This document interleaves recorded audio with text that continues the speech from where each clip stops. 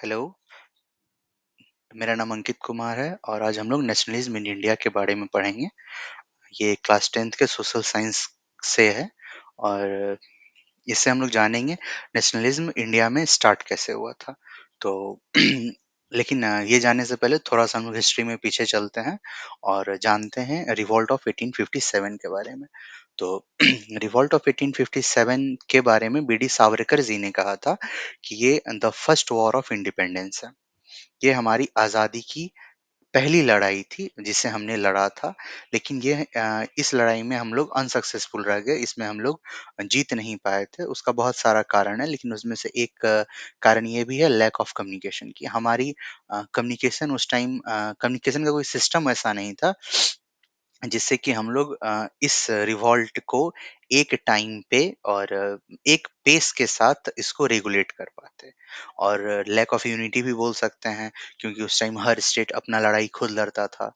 दिल्ली से बहादुर शाह जफर द्वितीय लड़ रहे थे, लखनऊ से हजरत महल लड़ रही थी। हर जगह से हर लोग अपनी अपनी लड़ाई अपने तरीके से लड़ रहे थे, अपनी वजह से लड़ रहे थे। उस टाइम कोई वैसा वजह नहीं था कि हाँ अखंड भारत है का कोई सीन ही नहीं था उस टाइम।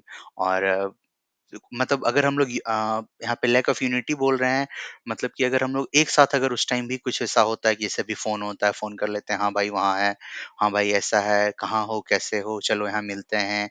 तो अगर कुछ भी कम्युनिकेशन का चीज़ होता तो हम लोग उस टाइम भी ब्रिटिश को हरा सकते थे और इंडिपेंडेंट हो सकते थे, लेकिन ऐसा नहीं हो पाया। तो जैसे रिवॉल्ट ऑफ 1857 जो हमारा कोलैप्स कर गया या फिर अनसक्सेसफुल रह गया, तब उस टाइम कुछ चुनिंदा और उस टाइम के जो भी पॉपुलर लीडर थे, उन लोगों ने सोचा कि अब ब्रिटिश के अगेंस्ट फाइट सिर्फ ग्राउंड लेवल पे नहीं बल्कि अब पॉलिटिकल लेवल पे भी और अच्छे तरीके से भी करेंगे जिससे कि उन पे भी इफेक्ट हो इसका। तब इसके लिए उन्होंने आईएनसी की स्थापना की। ये है हमारा इंडियन नेशनल कांग्रेस। इसकी स्थापना 1885 में हुई थी और इसके फर्स्ट प्रेसिडेंट डब्ल्यूसी बनर्जी थे और इसका पहला जहाँ स्थापना हुआ था ये बॉम्बे में किया गया था। इसका पहला जो भी सेशन था वो बॉम्बे में किया गया था और इसमें एक ब्रिटिशर्स हम लोग का मदद किए थे, हम लोग की हेल्प किए थे। उनका नाम था एओ ह्यूम और इसमें टोटल फर्स्ट सेशन में टोटल 72 डेलीगेट्स पार्टिसिपेट किए थे इस कांग्रेस सेशन में। अब हम लोग बढ़ते हैं अपने अपने टॉपिक की तरफ आगे बढ़ते हैं। नेशनलिज्म इन इंडिया की शुरुआत द फर्स्ट वर्ल्ड वॉर से हुई थी जो कि 1914 से 1918 तक अप्रॉक्स ये हुआ था। इंडिया इसमें डायरेक्टली तो पार्टिसिपेट नहीं कर रहा था, लेकिन हम लोग ब्रिटिश कॉलोनी थे तो हम लोग को फिजिकली और इकोनॉमिकली इसमें पार्टिसिपेट करना पड़ रहा था। फिजिकली जो भी हमारे मिलिटेंट थे, जो भी हमारे यंग एज के ग्रुप के जो भी लोग थे, उनको मिलिटेंट के तौर पे यहाँ से भेजा जा रहा था लड़ाई में। और इकोनॉमिकली हम लोग पे का जो डिफेंस एक्सपेंडिचर था उसको बढ़ा दिया गया और इनकम टैक्स इंडिया में इंट्रोड्यूस कर दिया गया। ढेर सारे कस्टम टैक्स जो भी इंडिया में थे सबको बढ़ा दिया गया और उसी टाइम पे इंडिया में इन्फ्लुएंजा जो था, इन्फ्लुएंजा एक बीमारी है जो कि बहुत ही बड़े स्तर पे हो गया तो इसको एपिडेमिक बोल सकते हैं या बोलते हैं। तो इसकी वजह से भी लगभग इंडिया में 120 या 120 टू 130 लाख लोगों की मृत्यु हो गई। तो इसके बाद फिर हम लोग बात करते हैं द आइडिया ऑफ सत्याग्रह की। तो द आइडिया ऑफ सत्याग्रह की बात करेंगे तो इसमें सबसे पहले हम लोग बात करेंगे महात्मा गांधी की, the real hero of India, the father of nation. अभी जो हम लोग कहते हैं उस टाइम फादर ऑफ नेशन का कुछ नहीं था, लेकिन the hero, the national hero थे हमारे ये। तो ये भारत वापिस आते हैं 1915 में। इन्होंने सत्याग्रह का आइडिया रखा और सत्याग्रह का सबसे पहले मीनिंग जान लेते हैं। सत्य का तो मीनिंग ट्रूथ होता है और ग्रह मतलब होल्ड करना, मतलब कुछ भी करेंगे हम लोग सत्य के साथ करेंगे, holding the truth with the truth. तो यही चीज गांधी जी, वैसे भी गांधी जी साउथ अफ्रीका से बहुत सारा सत्याग्रह करके आए थे रेसिज्म के खिलाफ। जो भी वहाँ पे गोरा और गोरे और कालों के बीच जो भी भेदभाव था उसके खिलाफ ये वहां से सत्याग्रह करके आए थे वापस। तो इंडिया में फिर इन्होंने इंडिया में ढेर सारा सत्याग्रह किया जिसमें सबसे पहला हमको पढ़ना है चंपारण सत्याग्रह जो कि 1917 में हुआ था। ये था हमारा इंडिगो के खिलाफ, जो हम लोग बोलते हैं नील विद्रोह इसको बोला जाता है। तो इसमें था क्या कि ब्रिटिश चाहते थे जो भी हमारे इंडियंस है ये चंपारण हमारे बिहार में पड़ता है। हमारे बिहार में, मैं बिहार से हूँ। तो ये हमारे बिहार से म में पड़ता है और यहीं पे महात्मा गांधी ने अपना फर्स्ट जो सत्याग्रह था इंडिया में बिहार से ही शुरू किया था चंपारण से। तो वहाँ पे था कि ब्रिटिश लोग चाहते थे कि जो भी कैश क्रॉप होते हैं, जिसको बेचने पे ब्रिटिश को ज़्यादा फ़ायदा है, उसमें सबसे ज़्यादा था इंडिगो बेचने पे। तो वो लोग चाहते थे कि इंडिगो की खेती इंडियंस बहुत ज़्यादा लेवल पे करें और हम लोगों से ब्रिटिश इसको बहुत ही मिनिमम कॉस्ट पे खरीदते थे और इसको बहुत ही हैवी मतलब कॉस्ट पे बाकी सब जगह बेचते थे और उनको बहुत बेनिफिट होता था। और इंडिगो के साथ एक चीज़ और थोड़ा-सा है कि थोड़ा-सा क्या मतलब बहुत बड़ा-सा चीज़ है। इंडिगो के साथ कि अगर एक बार हम इंडिगो को अगर कहीं भी लगाते हैं, अगर उसका उपज करते हैं तो मतलब 1-2 सीज़न जो बोला जाता है उसमें हम लोग फिर उस ज़मीन पे खेती नहीं कर पाते हैं। उस ज़मीन की फर्टिलिटी खत्म हो जाती है।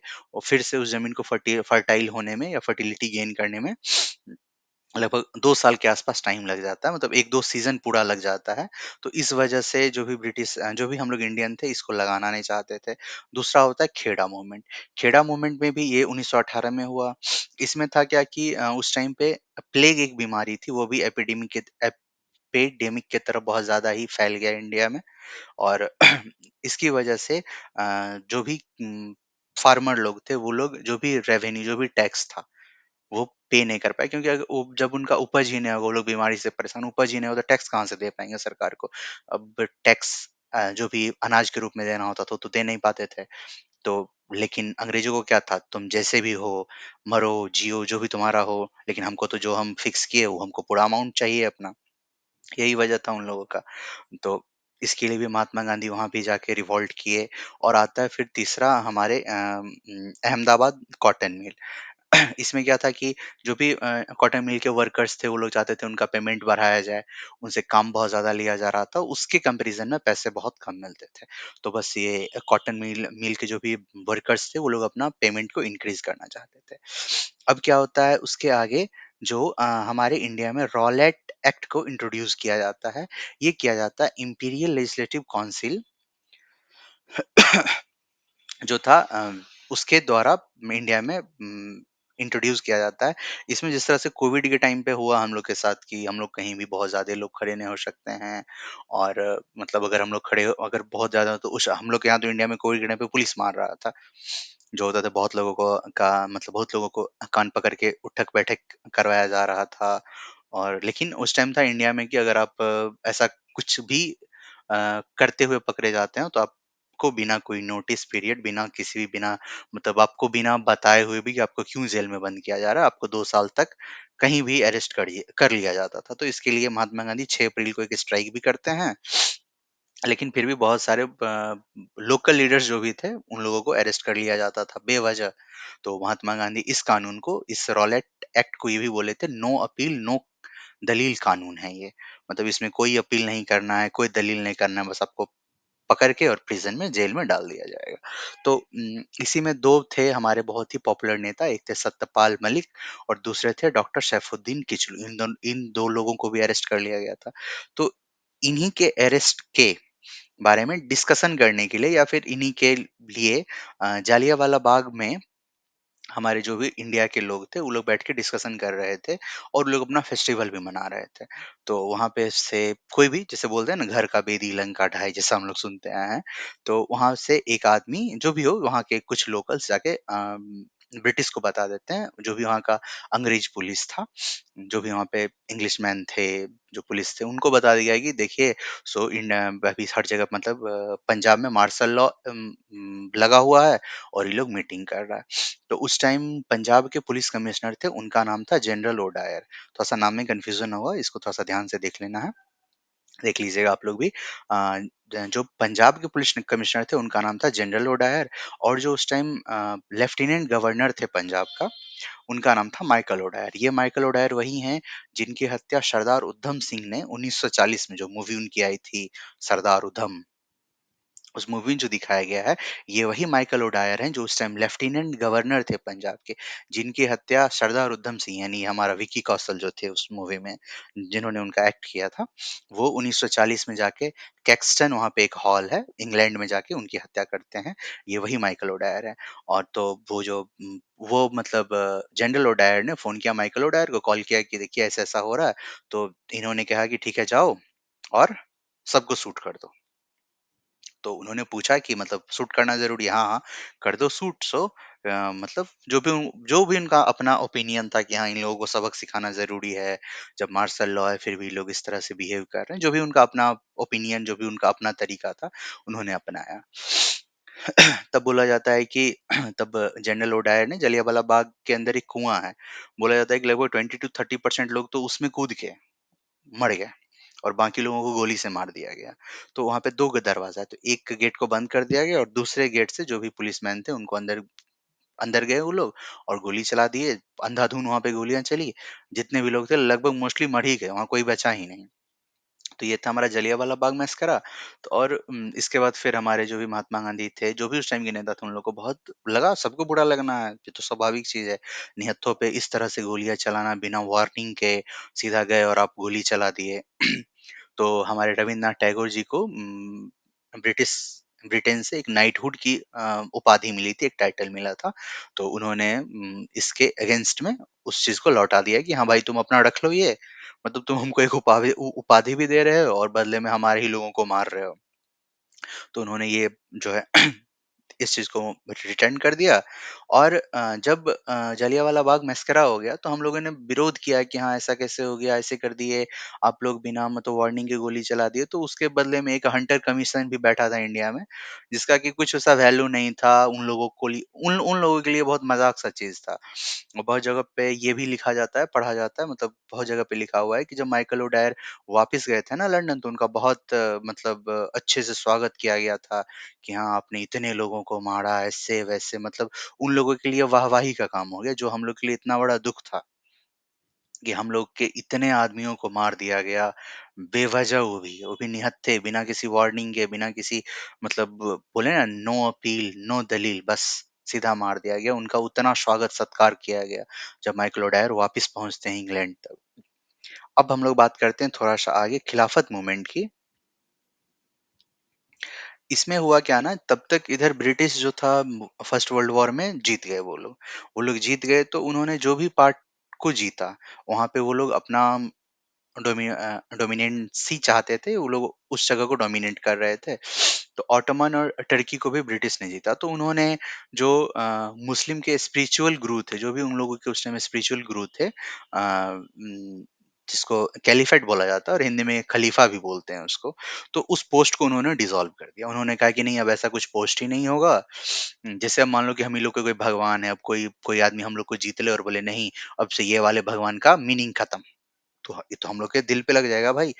जो तुम कर रहे हो, तुम इकोनॉमिकली टॉर्चर करो, फिजिकली टॉर्चर करो, ये एक हद तक लोग बर्दाश्त कर लेते हैं। लेकिन किसी को रीज़नली अगर आप टॉर्चर करोगे तो ये बर्दाश्त नहीं होता है। तो इसी चीज़ का फ़ायदा अब, क्योंकि उस टाइम हो गया कि जो भी ऑटोमन के जो मुस्लिम थे, वर्ल्ड के जो भी मुस्लिम थे, सब गुस्सा आ गए कि हाँ, ब्रिटिश ऐसे कैसे कर सकता है? जो हम लोग का सबसे बड़ा अस्तित्व है, जो हमारे स्पिरिचुअल गुरु हैं, उनका पोस्ट ही डिसॉल्व कर रहा है। इस चीज़ का फ़ायदा महात्मा गांधी उठाए। महात्मा गांधी को भी गुस्सा था कि हाँ, हम लोग के जो जलियांवाला बाग मस्करे में इतना सारा हिंदू को मार दिया। तो वो मुस्लिम लोग से बात की और मिल के कहे नहीं, अब हम लोग एनसीएम करेंगे, नॉन कोऑपरेशन मूवमेंट करेंगे। हम लोग किसी चीज़ में ब्रिटिश में भागीदारी नहीं देंगे अब। ना उसका सामान यूज़ करेंगे, ना उसका खाएँगे, ना उसके स्कूल में पढ़ेंगे, ना उसके स्कूल कॉलेज में पढ़ेंगे, ना उसका काम करेंगे, ना उसका कपड़ा पहनेंगे, अपना खादी पहनेंगे, अपने स्कूल में पढ़ेंगे। नहीं पढ़ेंगे ठीक है, लेकिन उसको बेनिफिट ₹1 का नहीं देना है। ऐसा सोचा गया और डिसाइड किया गया कि अगर ये अच्छे ढंग से चला ना, तो हम लोग 1 साल में इंडिपेंडेंट हो जाएँगे। ऐसा सोचा गया था, ऐसा सोचा गया था, ऐसा हुआ नहीं। तो लेकिन यहाँ पे महात्मा गांधी का कहना था, कुछ भी करेंगे, सब हम लोग नॉन वायलेंटली करेंगे, अहिंसा से करेंगे, सत्य के साथ करेंगे, किसी के साथ कुछ गलत नहीं करेंगे, मतलब हिंसा नहीं करेंगे। सबसे बड़ा फैक्ट था महात्मा गांधी का। यहीं पे हो गई हम लोग से गलती। एक इंसिडेंट हो गया चौड़ी चौरा में। चौरी चौरा इंसिडेंट में हो गया हमारा कि जो गोरखपुर में एक जगह है वहाँ पे 22 पुलिस वालों को जो इंडियंस थे उन्होंने एक पुलिस स्टेशन में बंद करके जला दिया और इसके बाद इसी चीज़ से गुस्सा के और महात्मा गांधी ने एनसीएम को वापस ले लिया। तो इस वीडियो में हम लोग यहीं तक पढ़ते हैं, बाकी हम लोग अब आगे की पढ़ाई आगे की वीडियो में करेंगे। Thank you.